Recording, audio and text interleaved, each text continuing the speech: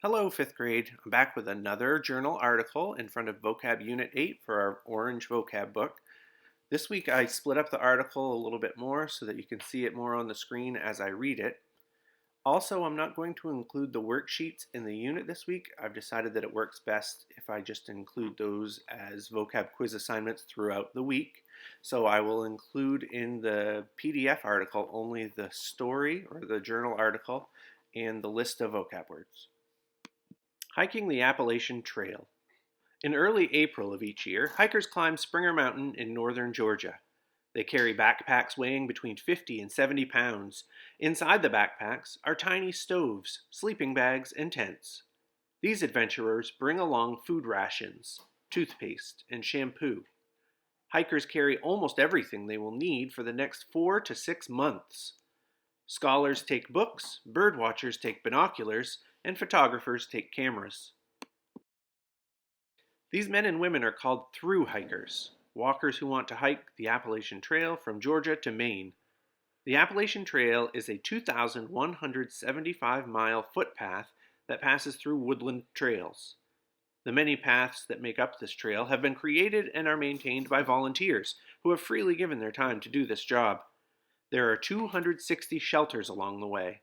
The shelters are placed 10 or more miles apart, about the distance of a day's hike. During the day, the hikers follow white blazes, streaks painted onto rocks and tree trunks to show the route. These explorers pass through forests and pastures. They follow streams and cross over mountaintops. Along the way, hikers look for water, which can be plentiful after a rain shower. They stop and fill their water bottles whenever possible. Hikers see a lot of wildlife along the trail. Black bears are plentiful, especially in the national parks. Deer, coyotes, bobcats, porcupines, woodchucks, and raccoons move through the forest. Hungry critters might dare to spend the night in some shelters. Hikers have been known to spend many awkward nights with a skunk under a bunk. After a day of hiking with a heavy pack, hikers can become weary. They might have blisters on their feet, and they are certainly hungry. They seek the next shelter where they can rest and relax.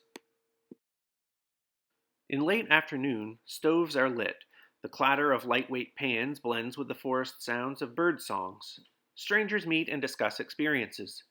The more gallant hikers might share cereal bars or other treats with hikers whose rations are running low. At night, travelers take stock of the food they have in reserve. Supplies are available in the next town. The town, though, might be 4 or 5 days away. After dinner, plates and pans are washed. Tired hikers might gather around a campfire, which burns brightly and then smolders. Sometime later, the hikers turn in for the night and wrap themselves snugly in sleeping bags. The hikers start again early the next day. Hikers might walk for 50 or 100 miles before they reach a town. Once they arrive, they usually stay in a hotel or an inexpensive inn for hikers. If they're lucky, they get to take a hot shower, but they'll even appreciate a lukewarm one. The next day, the hikers leave the town and continue their trek. They walk toward the end of the trail, Mount Katahdin in Maine. Why trudge all these miles? What's the point of enduring hunger, blisters, and soggy boots?